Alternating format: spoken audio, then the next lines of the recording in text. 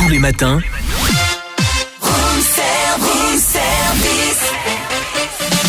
démarrez la journée avec Room Service, votre cocktail survitaminé. Servi par Cynthia et Charlie. On en parle partout, c'est l'événement de ces dernières semaines. Et moi, en tant que parodien, et oui, parce que j'ai quand même vécu à Paray-le-Monial pendant de longues années, et puis ayant même débuté la radio à Paray-le-Monial, on ne pouvait pas, dans Room Service, ne pas parler de ce film Sacré-Cœur. Et nous avons la chance ce matin d'avoir Sabrina Gunel au téléphone. Bonjour Sabrina. Bonjour Sabrina. Bonjour Charlie, bonjour à tous. Bon Sabrina, alors vous êtes avec Steven. Steven, je crois, est un petit peu indisposé ce matin. Vous lui ferez une grosse bise en tous les cas. Et vous dire que vous serez donc ce lundi à Dole au cinéma. Alors il y avait une séance qui était déjà donnée. Ensuite ils en ont rajouté une deuxième. Maintenant on en est à 3 et ça se remplit. C'est un succès phénoménal. Oui, c'est incroyable. Oui, on est dépassé et puis on suit tel des petits outils. On se rend en effet. Il y a Dole, il y a Paray-le-Monial. On sillonne un peu la France depuis les avant-premières de début septembre et on continue là jusqu'en décembre. Donc c'est heureux d'aller à la rencontre du public. Mais qu'est-ce que vous ressentez face à ce succès? Parce que vous donnez de l'amour avec ce film et vous en recevez beaucoup là finalement. Oui, on est content de voir que cette intuition, de voir que ce monde avait soif d'amour, que ce film y répond. C'est vrai que ce film est le prolongement de nous-mêmes, à Steven et à moi. C'est notre façon à nous de répondre, à dire amour pour amour, et c'est pour nous une solution possible dans ce monde qui va pas bien. Ça, je vous apprends rien.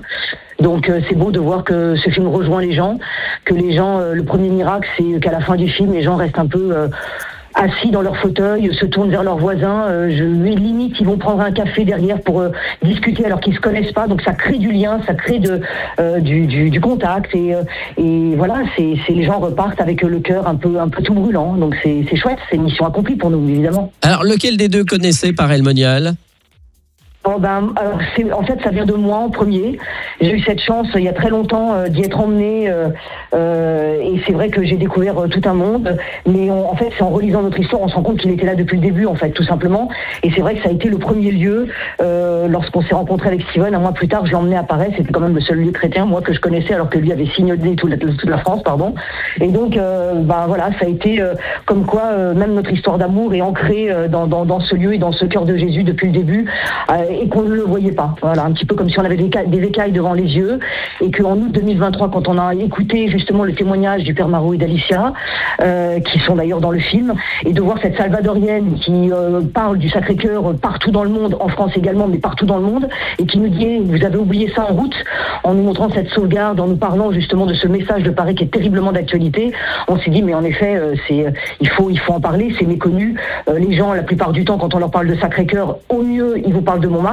Mais c'est vrai qu'il y a une méconnaissance et on voit cette soif qui en tout cas ce film répond en partie. Et d'ailleurs, quand vous entrez dans l'église de Montmartre, vous avez sur votre droite une plaque qui est en souvenir de Paray-le-Monial, parce qu'on vous signale que c'est à Paray-le-Monial qu'est apparu le Sacré-Cœur à Sainte-Marguerite Marie à la coque. Ça, faut pas y oublier, parce que nous à Paray-le-Monial, on le dit. Et donc c'est vous-même qui jouez. Et c'est vous-même qui jouez le rôle.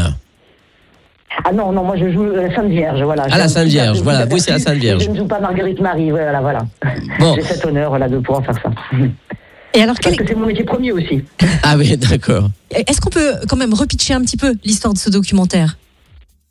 Écoutez, on part en effet des apparitions, mais même d'avant, c'est-à-dire de Saint Jean qui se repose sur ce cœur de Jésus, ce cœur qui va être transpercé au moment de Jésus sur la croix, et on va traverser différentes périodes, avec notamment des témoins contemporains qui vont illustrer tout ça et montrer à quel point ce message, qui semble peut-être pour certains poussiéreux du XVIIe, en fait est terriblement d'actualité et touche les cœurs aujourd'hui et est une réponse pour ce monde qui va mal. Voilà. Est-ce que les affiches qui n'ont pas été mises dans le métro, l'histoire avec Marseille, est-ce que ça a aussi boosté l'intérêt pour le film ou pas ?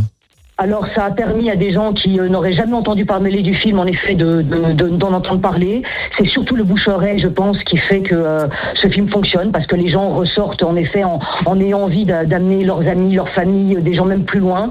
Ils sont fiers souvent de ce film en disant « Ah, enfin un film où on parle de notre foi de façon belle » et voilà, donc les gens sont très heureux et c'est vrai que finalement nos affiches vivantes, elles sont dans les salles de cinéma, puisque ces gens repartent différemment de la façon dont ils sont rentrés dans cette salle, et c'est eux qui font la meilleure pub. C'est mieux qu'une affiche froide qui peut-être ne parle pas forcément. Donc finalement, voilà, ce sont eux qui répandent ce message et qui font la pub et la com. Et c'est pour ça qu'on arrive presque là, donc à la 6e semaine d'exploitation, et c'est juste incroyable pour un documentaire, en effet. Et oui, et plus de 400 000 entrées, c'est quand même phénoménal. Mais alors les foules vont se précipiter. Alors c'est déjà un grand centre de pèlerinage, mais à Paray-le-Monial, je pense que dans les mois qui vont arriver, ou l'été prochain, ça va être énorme à Paray-le-Monial.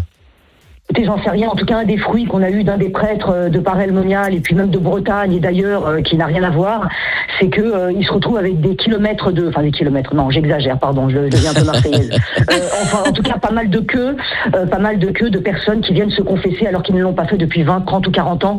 Donc c'est très beau et voilà. En tout cas, ils sont étonnés de voir. Heureusement étonnés, voilà, surpris de voir ces gens qui viennent demander la confession alors que ça fait si longtemps qu'ils s'étaient éloignés de l'Église et ils reviennent à la suite de ce film. Donc c'est très beau, voilà, c'est un des fruits de ce film. Merci Sabrina et grosse bise à Steven. Absolument. On va rappeler donc que vous serez à Dole ce lundi avec 3 séances et puis vous allez aller le mardi 11 novembre du côté du cinéma Empire après Paray-le-Monial. Vous avez déjà projeté le film et vous y retournez. Oui. Et puis je crois que vous allez au Liban, vous avez quand même pas mal de petites choses prévues encore. Et puis on rappellera que Steven, on a eu la joie il y a quelques années de le rencontrer parce que c'était un des chanteurs du groupe Alliage. Merci Sabrina et grosse bise à vous. Merci infiniment. Merci, à très vite. Retrouvez Room Service du lundi au vendredi de 7h à 10h.